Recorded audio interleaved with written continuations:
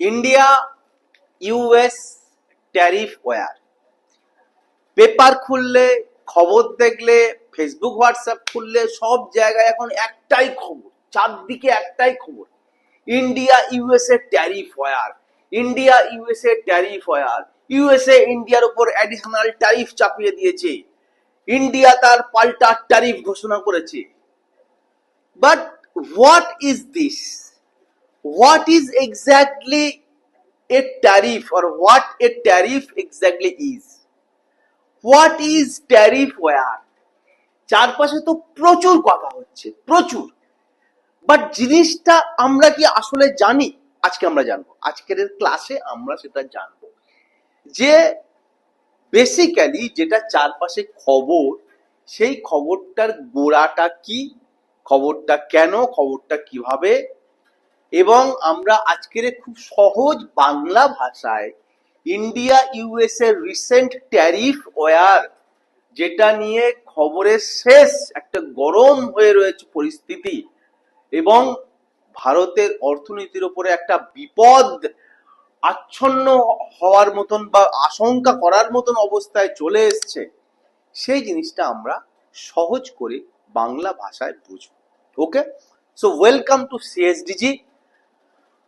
আমার মনে হয় আপনারা যারা এই ভিডিও দেখছেন, আপনাদের বাড়িতে কোনো স্টুডেন্ট থাকলে, বা তোমরা যদি কোনো স্টুডেন্ট আমার ক্লাস দেখে থাকো, সিএসডিজি স্টুডেন্টরাও, তো তোমরা এতে এমন কিছু পাবে যা তোমাদের পরবর্তীকালের পরীক্ষাতেও তোমরা সহজে রিপ্লাই করে আসতে পারবে।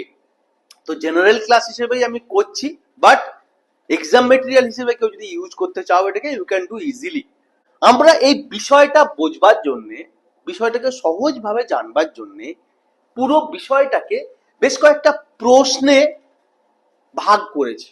আগে আমি প্রশ্নগুলো পড়ি, তারপর প্রশ্নগুলোর একটা একটা করে উত্তর করব। What is tariff? ট্যারিফ জিনিসটা কি?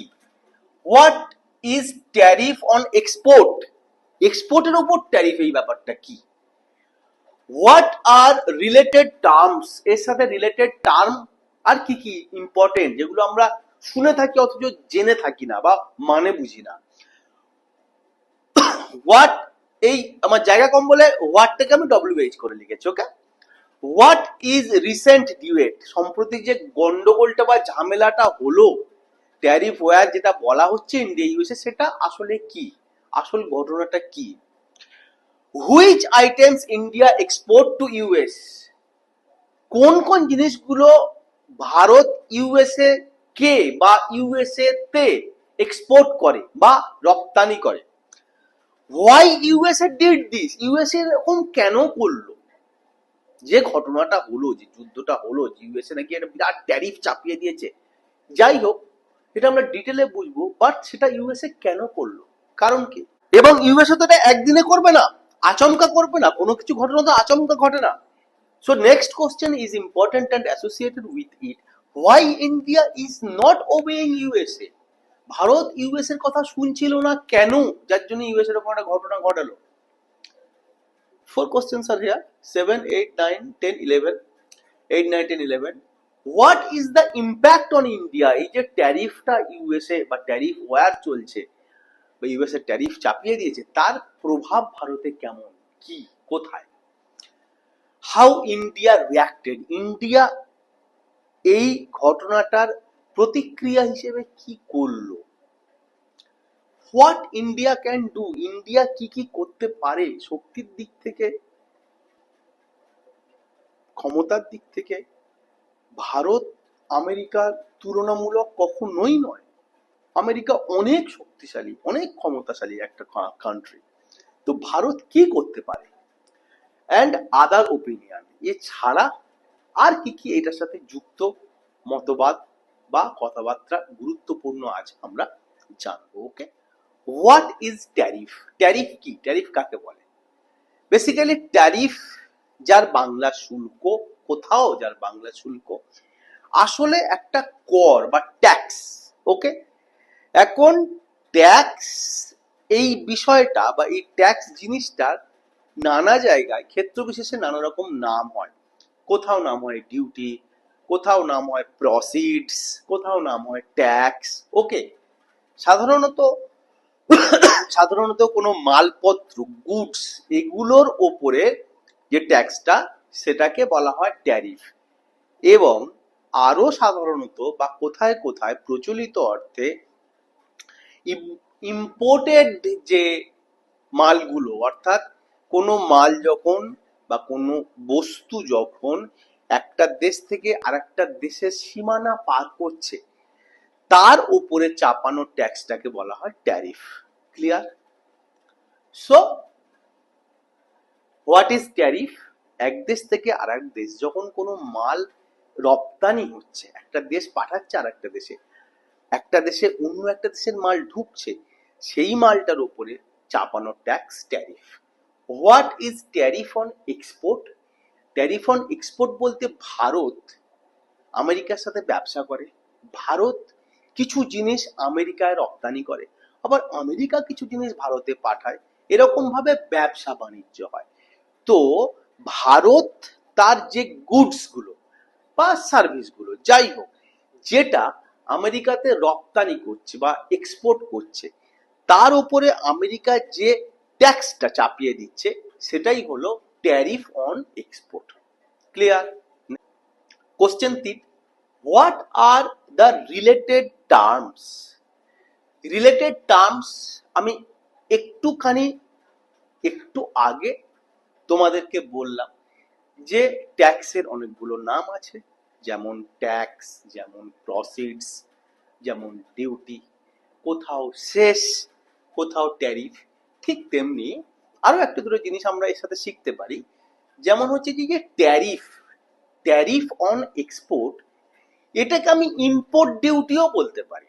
অর্থাৎ ভারত থেকে কোনো একটা মাল বিক্রির জন্য এক্সপোর্ট হলো আমেরিকাতে, তো আমেরিকা তার উপরে যে ট্যাক্সটা চাপালো সেটা যেমন tax on tariff on export হবে, ঠিক তেমনি আমেরিকার তরফ থেকে দেখলে ভারতের মালটা তো আমেরিকায় ঢুকলো, অর্থাৎ ইম্পোর্ট হলো, ওই ইম্পোর্টেড জিনিসটার উপরে ট্যাক্স চাপানোতে বা ট্যাক্স চাপানোকে বলে ইম্পোর্ট ডিউটি। ক্লিয়ার? মনে থাকবে? অর্থাৎ বাইরে থেকে যে মালটা ভেতরে ঢুকছে তার উপরে আমি যে কর বসাচ্ছি বা আমার সরকার যে কর বসাচ্ছে সেটা হচ্ছে ইম্পোর্ট ডিউটি। এক্সপোর্ট ডিউটি বলেও সুতরাং কিছু কথা থাকবে, অর্থাৎ ইম্পোর্ট ডিউটি যদি বাইরের দেশ থেকে আমার দেশে মাল আসে, ইম্পোর্ট হয়, আমদানি হয়, তার উপরে আমার দেশের সরকার যদি ট্যাক্স বসায় সেটা যদি ইম্পোর্ট ডিউটি হয়। আমার দেশের কোনো মাল যদি বাইরের দেশে যায় তার উপরে আমার দেশেরই সরকার যদি ট্যাক্স বসায় সেটাকে এক্সপোর্ট ডিউটি বলে। Clear? What is the difference between import duty and export duty?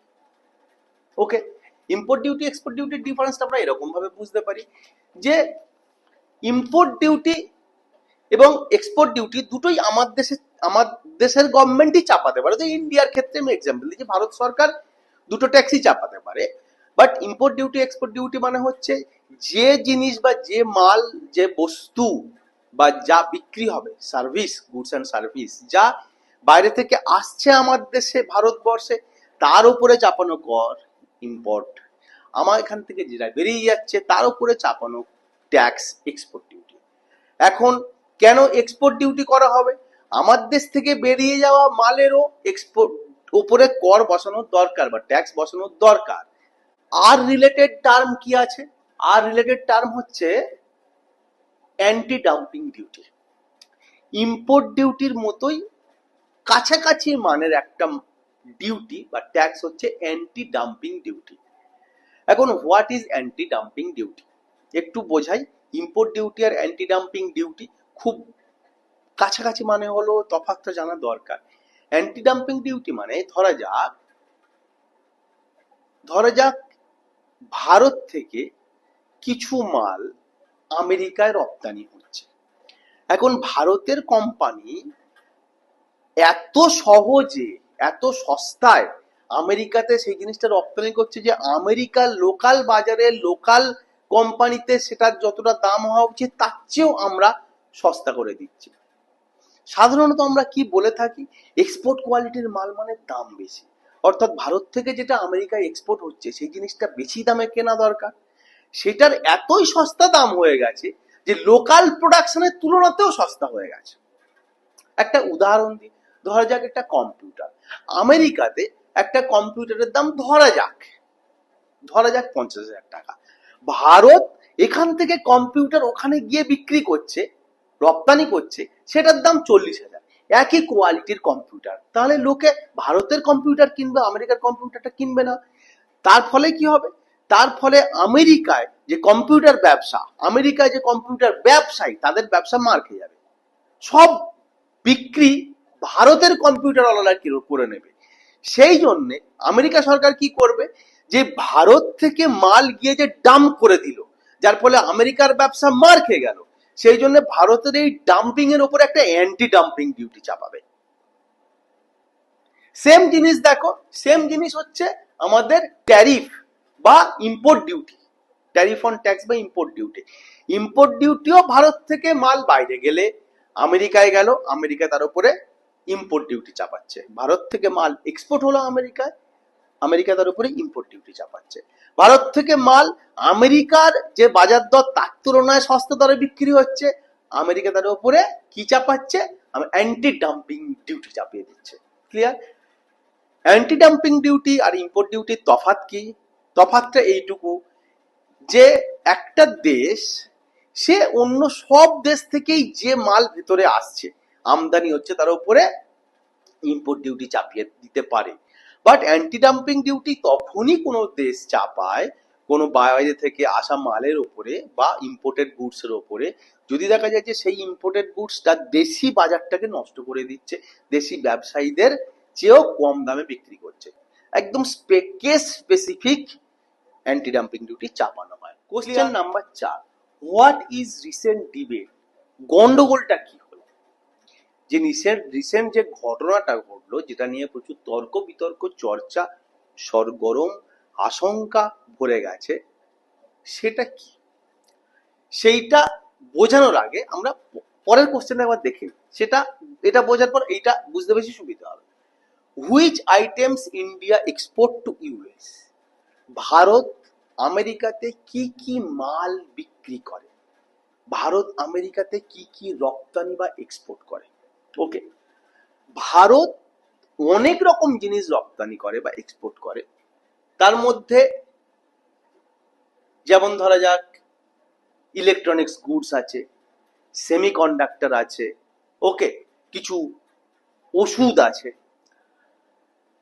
এছাড়া Bharat majorly jewellery, leather, James, ওই যে সেই আংটির যে মণিমুক্ত পাথর হয়, জেমস, সি ফুড, মেশিনারি, এইগুলো আমেরিকাতে পাঠায় বা বিক্রি করে। 2024 সালে ভারত $87 বিলিয়ন, টাকার অঙ্কে কত হয় যদি কোনো স্টুডেন্ট ক্লাস দেখে থাকো আমাকে কমেন্ট সেকশনে জানাও। $87 বিলিয়ন পরিমাণ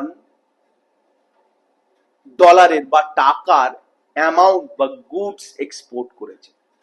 ওকে, এবং টোটাল এক্সপোর্টের ভারত সমগ্র পৃথিবীতে যা মাল বিক্রি করে, যা এক্সপোর্ট করে, অর্থাৎ গ্লোবাল এক্সপোর্টের 18% শুধু আমেরিকাতে করে। ক্লিয়ার? এই কনটেক্সটে, অর্থাৎ which items India export two US, এই কনটেক্সটে আর একটাই ছোট ইনফরমেশন আছে, যে ভারত সবচেয়ে বেশি আমেরিকায় যেগুলো এক্সপোর্ট করে তার মধ্যে সবচেয়ে বেশি টপ এক্সপোর্ট কোনটা করে? Pharmaceutical items, $8.1 billion. Next telecom items, বা টেলিকম গুডস, $6.5 বিলিয়ন অ্যামাউন্টের এবং বিলিয়ন ডলার।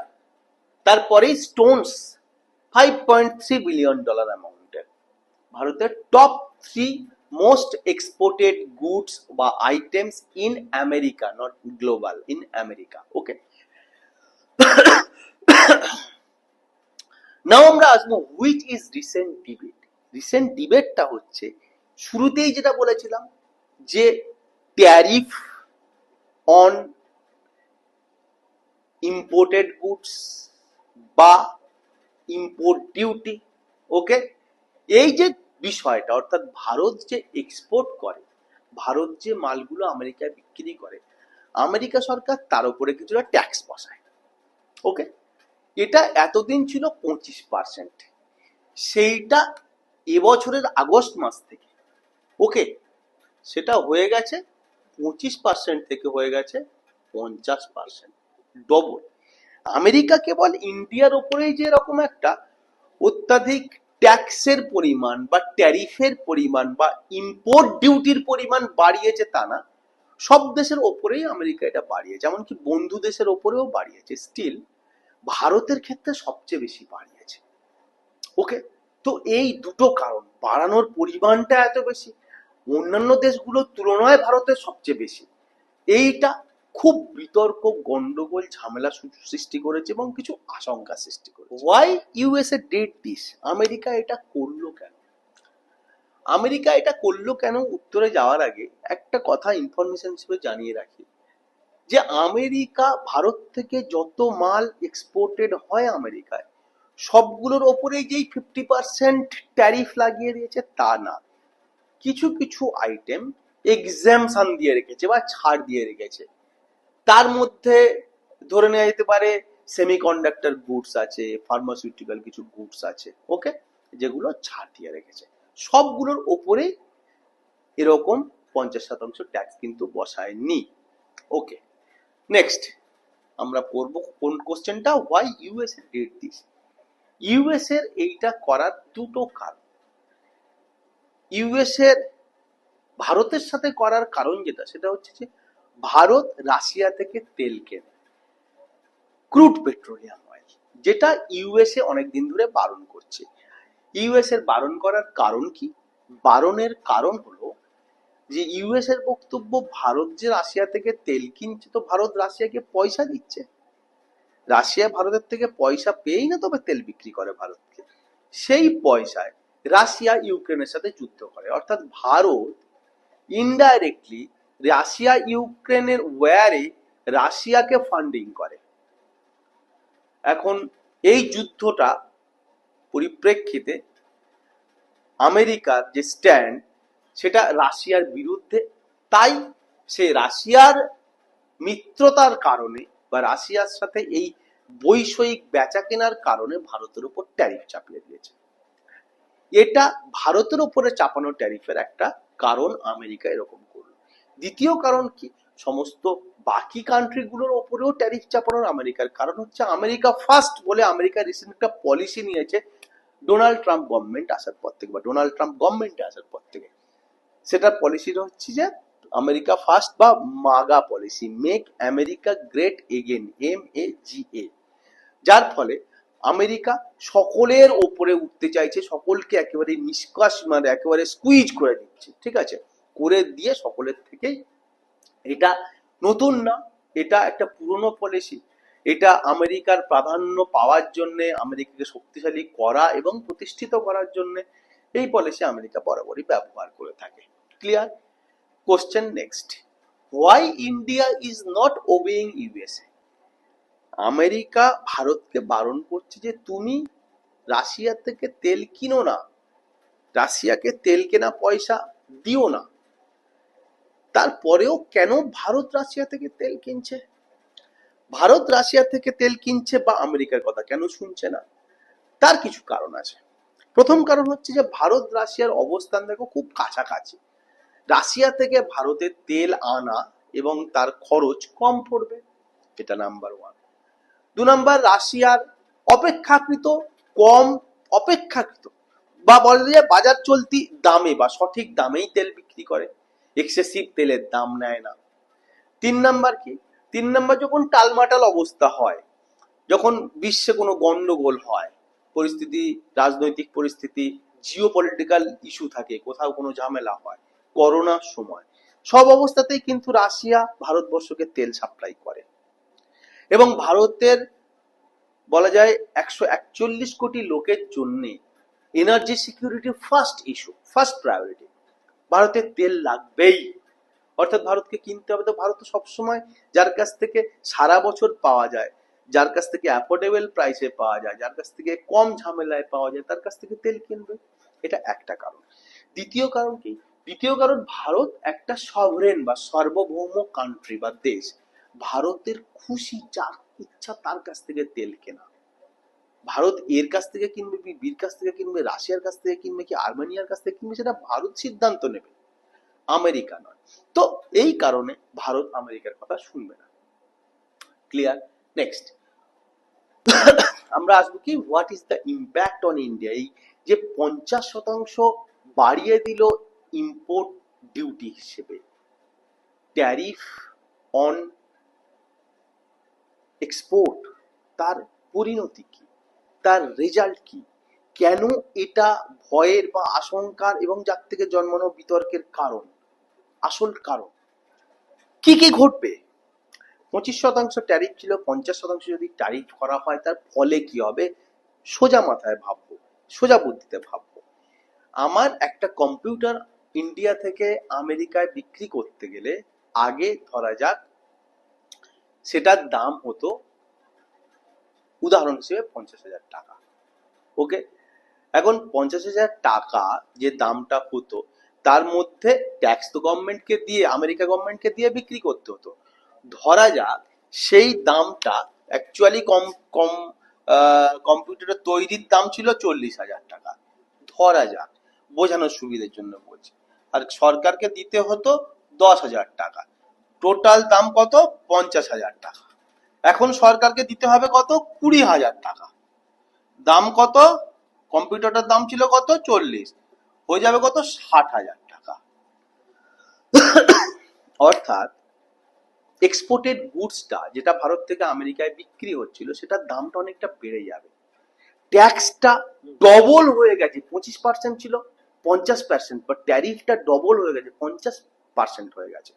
ওকে, তার একটা ইম্প্যাক্ট পড়বে যে এক্সপোর্টেড জিনিসটার দামটা বেড়ে যাবে, যার ফলে টোটাল আমেরিকার সাথে ভারতের যা এক্সপোর্ট হতো তার 70% হ্যাম্পার হবে।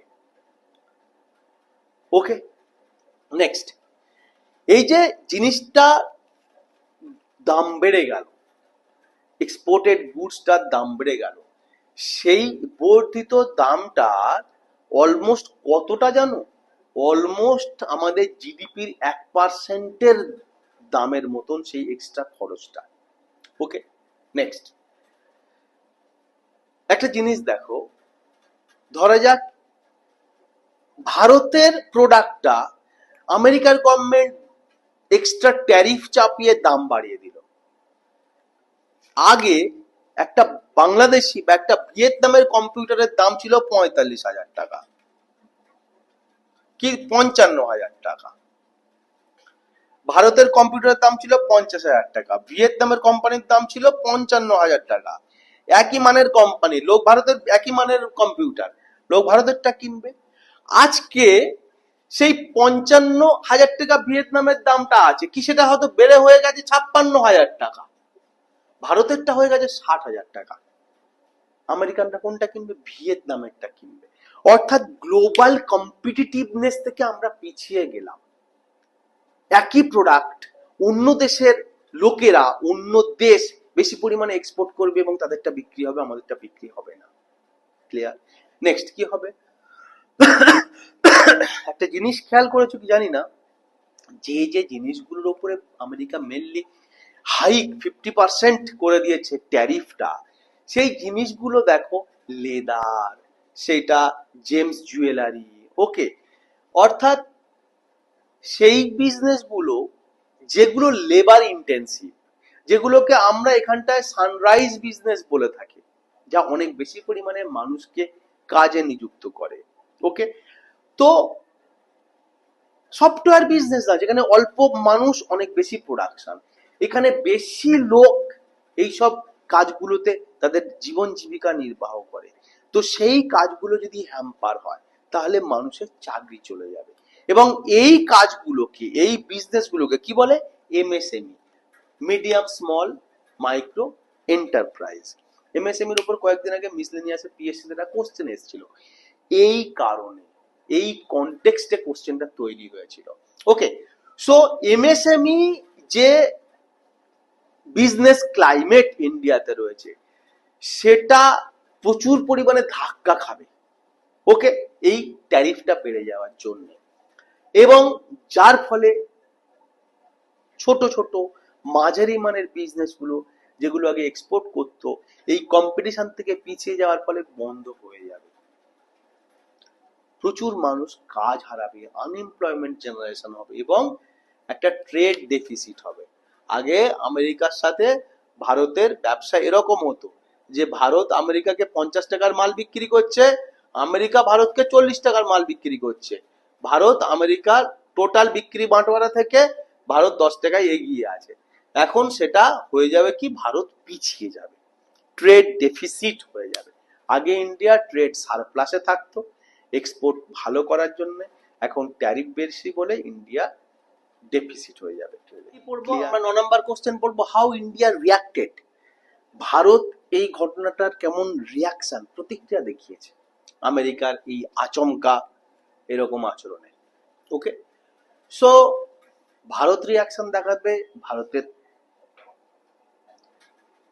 অফিসিয়াল এক্সট্রা অফিসিয়াল আরো নানা রকম এজেন্সি রিয়াকশন দেখিয়েছে। যেমন ধরা যাক, বাবা রামদেব বলেছে সব জায়গায় পেপসি, ম্যাকডোনাল্ড এগুলো সব বন্ধ করে দাও।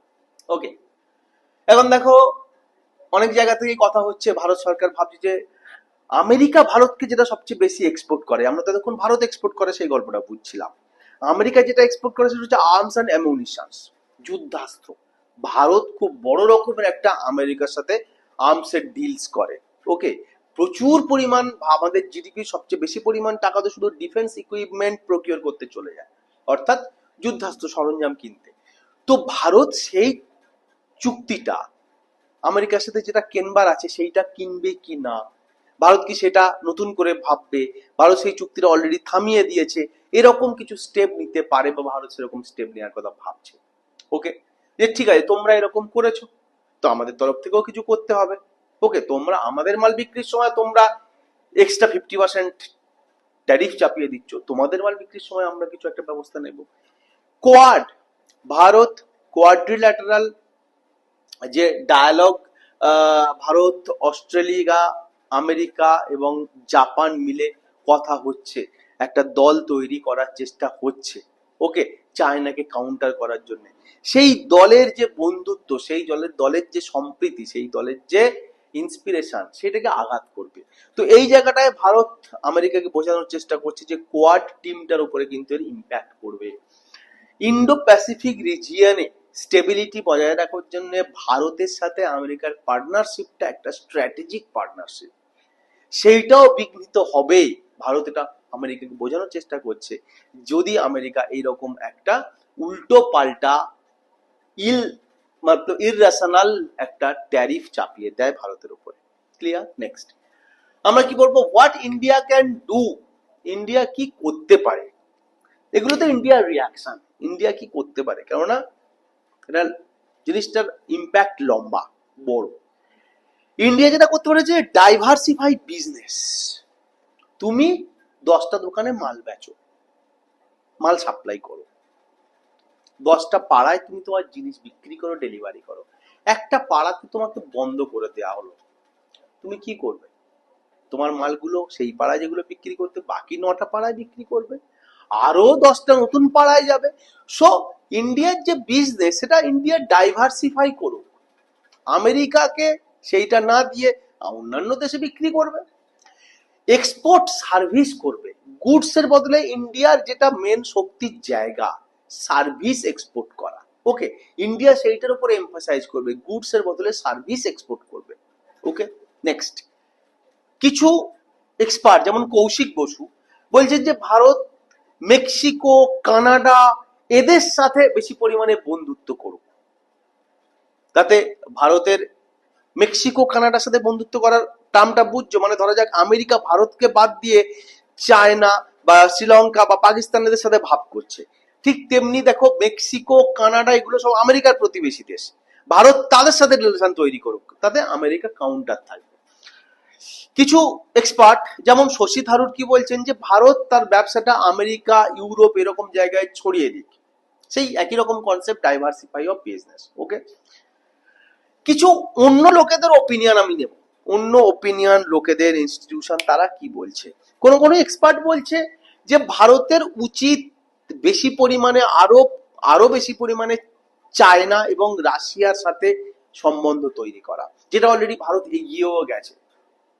এখন এসসিও সামিট হচ্ছে, সাংহাই কোঅপারেশন অর্গানাইজেশনের সামিট হচ্ছে। এছাড়াও ভারতের সাথে অনেক বছর পরে চীনের বর্ডার নিয়ে সরাসরি কথা হচ্ছে। দুই দেশের প্রধান প্রিমিয়াররা নিজেদের মধ্যে ডায়লগ বিনিময় করছে, রাশিয়া তার মধ্যে মধ্যস্থতা করছে। তো এই রিজিয়নের রিলেশনশিপ যদি বিল্ড আপ হয়ে যায় তাহলে আমেরিকার উপর নির্ভরতা এমনিতেই অনেকটা কমে যাবে। অনেকে বলছে যে আমেরিকা যে ট্যারিফের যে সিদ্ধান্তটা নিয়েছে, ভারতের উচিত নয় সেটার কোনো প্রতিশোধ তোলা বা সেটার বিপক্ষে কোনো ব্যবস্থা নেওয়া বা কোনো রিটালিয়েটরি মেজার না নেওয়া এটা ভারতের উচিত হবে না। কেননা আমেরিকা একটা অনেক শক্তিমান দেশ। ভারত তার মুখোমুখি করতে গেলে আমেরিকা অন্যান্য দিক থেকে চাপাচাপি তৈরি করতে পারে, আমেরিকা অন্য আরো বড় সমস্যা ক্রিয়েট করতে পারে। আমেরিকার হিস্ট্রি বলে যে আমেরিকা প্রচুর কান্ট্রিকে সরাসরি ধ্বংস করে দিয়েছে পৃথিবীতে। তো আমেরিকার মতন একটা দেশকে ভারত উল্টো চাপ না দিয়ে বরং কিছুটা ওয়েট করতে পারে, কিছুটা নন অ্যালাইড মুভমেন্ট অর্থাৎ নিরপেক্ষ অবস্থান নিতে পারে এবং অপেক্ষা করতে পারে।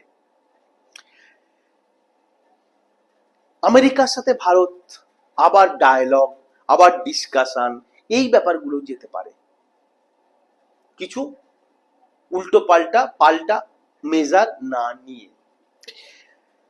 কিছু এক্সপার্ট বলছে যে ভারতের একটা টার্গেট আছে যার নাম mission 500। What is mission 500? Mission 500 হচ্ছে যে ভারতে 2030 সালের মধ্যে আমেরিকার সাথে যে ব্যবসা, যেটা 2024 সালে আমরা কত দেখেছি 87 বিলিয়ন ডলার, সেটা 500 বিলিয়ন ডলারে পৌঁছে দেওয়া বা পৌঁছে যাওয়া বা 87 বিলিয়ন ডলার আজকে রয়েছে, 2030 এটাকে 500 বিলিয়ন ডলারে নিয়ে যাওয়াই ভারতের একটা টার্গেট, যে টার্গেটটার নাম মিশন 500। সেইটাকে অ্যাচিভ করাই ভারতের আসল লক্ষ্য। সুতরাং কি একটা ঘটনা ঘটেছে সেটা নিয়ে মাথা খারাপ না করে বরং কথাবার্তা বলা, আবার এটাকে রিলিজ করা, অর্থাৎ এত ট্যাক্সটা যেটা চাপিয়েছে ট্যারিফটা সেটাকে কমিয়ে দেয়া, কিছু এক্সামশন করা, কিছু ডিসকাশন করা, এর মধ্যে দিয়ে আমাদের আসল লক্ষ্য ভুললে চলবে না যে আমাদের 500 বিলিয়ন যে মিশন 500 যে টার্গেটটা সেটাকে ফুলফিল করতে হবে। তাতে আখেরে আমাদের লাভ, আমাদের বেশি ব্যবসা, বড় লোকের সাথে গন্ডগোল ঝামেলায় না গিয়ে নিজেদের স্বার্থটা সিদ্ধি করে নেওয়া দরকার। ওকে, সো এগুলো কিছু আলাদা কমেন্ট। ক্লাস বুঝে গেছি আমরা, আশা করি আপনারা ক্লাস ভালো করে বুঝেছেন, তোমরা ক্লাস ভালো করে বুঝেছো।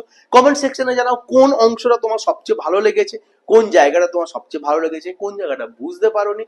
এবং বেশি পরিমাণে সিভিল সার্ভিস বা দেশি গাইজের সাথে থাকো, বেশি পরিমাণে গ্রামের গরিব বাঙালি ভাই বোনদের কাছে চ্যানেলটার খবর পৌঁছে দাও, এবং বেশি পরিমাণে ইউপিএসসি পরীক্ষা দাও, সেন্ট্রাল গভর্নমেন্টের পরীক্ষা দাও। সেন্ট্রাল গভর্নমেন্টের প্রত্যেকটা দপ্তরে বাঙালি ছেলে মেয়েদের সারনেম, বাঙালি নাম ভরে যাবে, এটাই আমাদের স্বপ্ন। বেস্ট অফ লাক, ভালোভাবে থাকবে।